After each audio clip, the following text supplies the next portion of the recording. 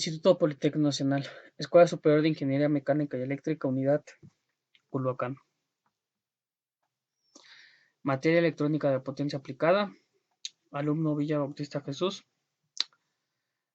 grupo 5MM2. Unidad 1, componentes electrónicos. Introducción.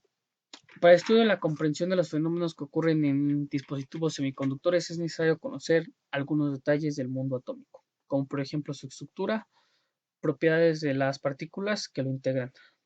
Y para comprender cómo funcionan los diodos, transistores y los circuitos integrados es necesario estudiar la materia, los materiales semiconductores, componentes que no comportan ni como conductores ni como aislantes. Los semiconductores poseen algunos electrones libres, pero lo que confiere un carácter especial es la presencia de huecos.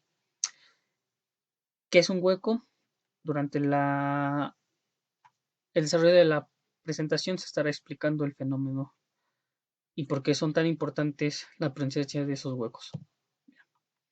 Algunos conceptos importantes a retomar es ¿qué es la electricidad? Pues consiste en el movimiento de electrones cargados negativamente en un conductor. Para entender qué es un electrón y cómo se comporta, tenemos que estudiar la composición de la materia. Como vemos aquí es el conductores. Mediante ellos hay un transporte de energía. Materia es todo lo que ocupa un lugar en el espacio y tiene masa. Por ejemplo, hielo, agua o gas. Toda la materia está compuesta de bloques químicos, los cuales son llamados elementos. La materia se divide en moléculas, las cuales a su vez se dividen en átomos. Estos átomos se componen de dos partes, el núcleo y la periferia. Molécula es la parte más pequeña en que puede dividirse la materia y seguir conservando sus características como compuesto, por ejemplo, una molécula de agua o H2O. Bien, el átomo es la parte más pequeña en la cual un elemento puede ser reducido y ser clasificado. Sus partes son el núcleo, los protones con carga positiva, los neutrones que no presentan ninguna carga sino se mantienen estables, o neutros como su nombre lo dice, la periferia y los niveles de energía, los electrones con carga negativa. Y bien, aquí en la imagen superior podemos ver el modelo del físico danés Niels Bohr, el cual estableció que el número de protones es igual al número de electrones. Algunos electrones que se encuentran en las órbitas más alejadas del núcleo, por lo que podrían liberarse fácilmente. Esos electrones son los llamados electrones de valencia, o los que se encuentran en el último nivel energético. Bien, aquí tenemos una figura de lo que es el átomo y una representación de lo que es un modelo como lo conocemos hoy en día. Bien, como hemos dicho, el núcleo que resalta, pero en la vida real el núcleo no se ve, y en él o encima de él o sobre él están los protones y los neutrones. Aquí como vemos, estas circunferencias son los niveles energéticos y en la periferia o en el último nivel de valencia tenemos el electrón de valencia con carga negativa. Con carga negativa. Ok, conductores. Presentan muy baja resistencia al flujo de carga eléctrica a través de ellos. En electrónica lo único que importa es la órbita exterior, el cual también se denomina orbital de valencia. Ese es el que determina las propiedades eléctricas del átomo. Bien, como aquí vemos en la imagen, tenemos un átomo de cobre. Lo único que nos importa es el orbital exterior. Este orbital exterior, el cual también se denomina orbital de valencia. Ese es el que determina las propiedades eléctricas del átomo, ya lo hemos dicho. Bien. Se define la parte interna del átomo como el núcleo más todos los orbitales internos. Para un átomo de cobre, la parte interna es el núcleo, que posee más 29, y los tres primeros orbitales con electrones poseen de más 28. La parte interna del átomo de cobre tiene una carga resultante de más 1 porque tiene 29 protones y 28 electrones internos, que esta sea la parte interna. El electrón de valencia se encuentra en un orbital exterior alrededor de la parte interna y tiene una carga resultante de +1.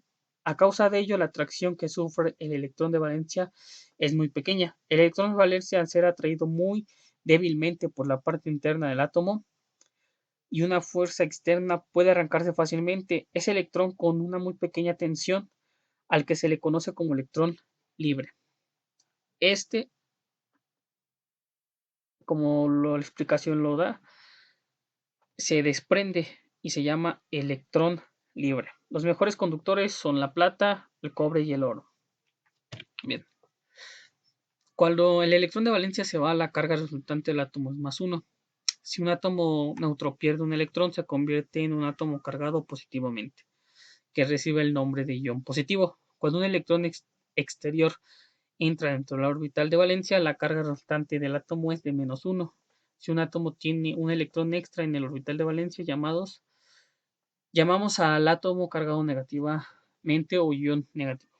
Aquí vemos el átomo, no ha sufrido ninguna alteración, digamos, sufre algún tipo de cambio, el electrón sale y se convierte en un ion cargado positivamente. Y cuando el electrón cuando el átomo atrae a otro electrón, se convierte en un ion negativo. Entonces, cuando pierde, se convierte en positivo y cuando gana, se convierte en negativo. Bien, aislantes. Muestran una alta resistencia al flujo de carga eléctrica. Eso quiere decir que no es posible la conducción eléctrica a través de ellos. Esto se debe a que estos materiales, todos los electrones se encuentran fuertemente ligados a sus átomos respectivos, ya que forman parte de los enlaces atómicos que configuran su estructura interna. En consecuencia, los electrones no se pueden mover, es decir, no existen electrones libres, y esto impide que puedan pasar la corriente eléctrica a través del material aislante. Los átomos que tengan 5, 6 o 7 electrones en la órbita periférica tienen la tendencia de completar esta órbita a 8 electrones. Estos átomos se vuelven iones negativos, pues eléctricamente se vuelven negativos. Ese es el caso de los aislantes, como los cables de los conductores que impiden el paso que salga la corriente eléctrica a través de ellos, pero sí que fluya dentro de ellos mediante el conductor. Bien, semiconductores. Presentan un comportamiento como conductor o aislantes, dependiendo la forma en que fueron fabricados. Los mejores conductores tienen un electrón de valencia, mientras los mejores aislantes poseen 8 electrones de valencia. Un semiconductor posee propiedades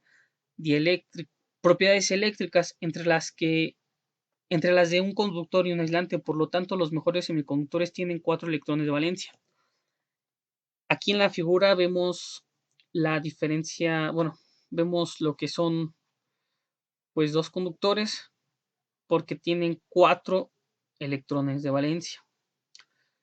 Y cuando se unen, forman un enlace y comparten sus 4 electrones, completando el octeto o los 8 electrones para la unión para la unión del enlace, que a continuación a continuación explicaré cómo es que se unen y cómo se llama ese enlace. Bien, aquí está, covalencia o enlace covalente. Cada átomo vecino comparte un electrón con el átomo central, como vemos aquí en la imagen. Esta forma, el átomo central parece tener 4 electrones adicionales, sumando un total de 8 electrones de valencia. Los electrones dejan de permanecer a un solo átomo, ya que cada átomo central y sus vecinos comparten electrones. Los pares de electrones que se observan en la figura se atraen con fuerzas iguales y opuestas, ya que permanecen a átomos distintos. Este equilibrio entre fuerzas es el que mantiene unidos a los átomos de silicio. Por un ejemplo, el electrón constituye un enlace entre núcleos opuestos llamados enlace covalente. Bien. Los semiconductores se dividen en dos tipos que son los semiconductores intrínsecos o extrínsecos. Bien. Un semiconductor extrínseco es un semiconductor puro. Un cristal de silicio es un semiconductor intrínseco si cada átomo de cristal es un átomo de silicio. Atemporalmente, un cristal de silicio se comporta más o menos como un aislante, ya que tiene solamente unos cuantos electrones libres y los huecos correspondientes producidos por la energía térmica que posee dicho cristal. Bien, antes de pasar a la explicación de, de lo que es el flujo de electrones libres, es importante tener en cuenta qué es un hueco y por qué se llama hueco en electrónica. Bien. Ante la presencia de alguna corriente energética o algún tipo de excitación de los átomos, hace que ellos mismos vibren por sí solos y que haya desprendimiento de electrones, por lo cual se presenta el fenómeno de hueco que queda cargada positivamente. Ellos viajan sobre el mismo material o sobre el mismo átomo, rellenando esos huecos. Bien. En la figura se observa parte de un cristal de silicio situado en dos placas metálicas cargadas. Supóngase que la energía térmica ha producido un electrón libre y un hueco. El electrón libre se halla en un orbital de mayor energía, en el extremo derecho del cristal. Debido a que el electrón está cerca de la placa cargada negativamente, es repelido por esta, de forma que se desplaza hacia la izquierda de un átomo a otro, hasta que alcanza la placa positiva. Bien, esta es la placa positiva, placa negativa. Se le suministra la energía, el cristal de silicio empieza a vibrar y así es como así es como surge el desprendimiento del electrón. Pero el electrón, al encontrarse con una fuerza negativa, es repelido, por lo cual al encontrarse con un hueco o al encontrarse donde él pueda caber, pues se mete ahí y se aloja. Ok. Semiconductores extrínsecos. El dopaje supone que deliberadamente se añaden átomos de impurezas a un cristal intrínseco para modificar su conductividad eléctrica. El proceso de dopaje consiste en fundir un cristal puro de silicio para romper los enlaces covalente y cambiar de estado sólido a líquido. Aumento en el número de electrones libres. Con el fin de aumentar el número de electrones libres, se añaden átomos pentavalentes al silicio fundido. Como estos materiales donarán un electrón extra al cristal, que se los conoce como impurezas donadoras.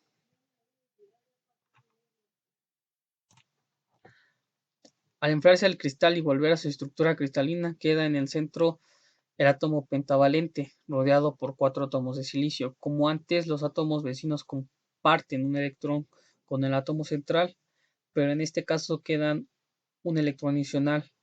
Al poder solo 8 electrones situarse en el orbital de valencia, el electrón adicional se queda en un orbital mayor y es un electrón libre. Cada átomo pentavalente produce un electrón libre controlado. Así la conductividad de un semiconductor dopado. Un dopado ligeramente tiene una alta resistencia y un fuertemente dopado tiene una resistencia pequeña.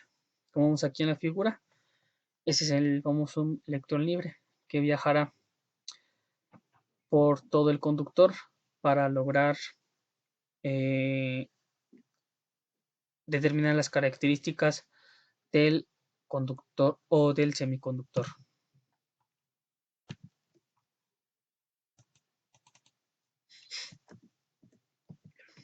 Hay dos tipos de semiconductores extrínsecos, semiconductor tipo N y semiconductor tipo P.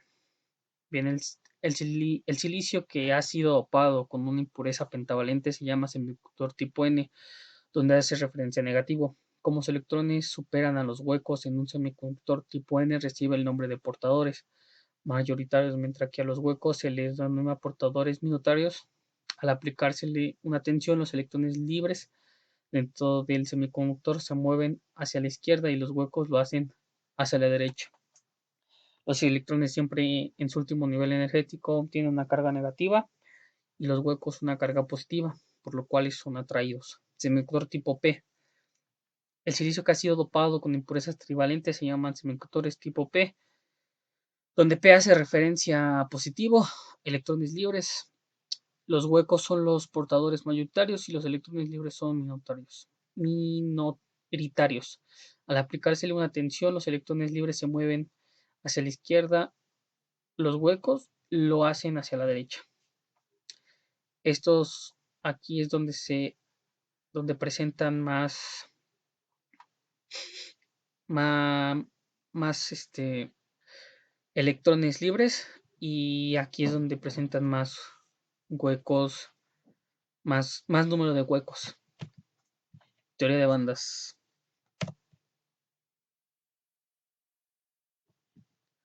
Bien, la banda de valencia que corresponde a la zona en que los electrones se encuentran semilibres, la banda de conducción, la banda de conducción que corresponde a la zona en donde los electrones se encuentran con la suficiente energía para moverse libremente.